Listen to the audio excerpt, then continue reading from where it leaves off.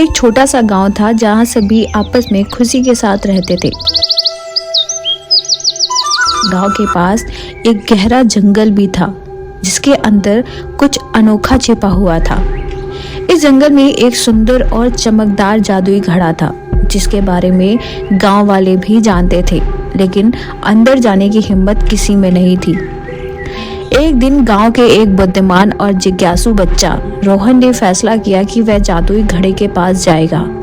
उसके मन में ख्वाब थे और वह जानना चाहता था कि क्या सच में जादुई घड़ा है या यह सिर्फ एक कहानी है।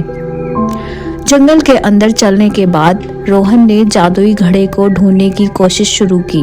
वह हर कदम पर उत्सुकता और जिज्ञासा के साथ आगे बढ़ता गया, लेकिन जंगल की गहराई में हर पल एक नया राज छुपा हुआ था। यह जंगल कितना गहरा है और यह जादुई घड़ा कहाँ है? मुझे लगता है हम पास पहुँच रहे हैं। और वह धीरे धीरे आगे बढ़ता गया। जंगल के अंदर का राज और सस्पेंस भी बढ़ता जा रहा था, लेकिन फिर अचानक से रोहन के सामने एक विशाल भेड़िया आता है जिसके मुंह खून से लाल था। रोहन का दिल धड़कने लगता है और वह वहीं थम सा जाता है। यह भेड़िया, मैं क्या करूं? कहाँ जाऊं? लेकिन उसने हिम्मत जुटाई और अपनी आंखों में हिम्मत भरकर वह आगे बढ़ता गया। और जब वह उसके पास जाता है तब उसे पता चलता है कि भेड़िया एक रूहानी मायाजाल था जो उसे डराने के लिए था। वह हिम्मत से लड़ता है और आगे बढ़ता है। तभी एक चमकदार प्रकाश जादुई घड़े के पास से दिखाई देता है।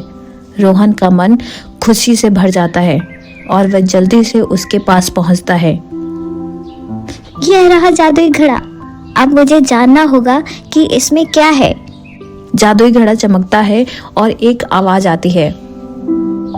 शुभकामनाएं रोहन, तुमने हिम्मत दिखाई है और मुझे पाया है। अब तुम मेरे असली राज को जान सकते हो। इसके बाद जादुई घड़े में बहुत सारे चमत्कारी विचार, सपने और राज खुलते हैं जो रोहन को प्रभावित करते हैं और अद्भुत महसूस करने का अवसर देते हैं। और इस प्रकार उसने जंगल के गहरे राजों को खोला और एक अद्भुत सफर शुरू किया।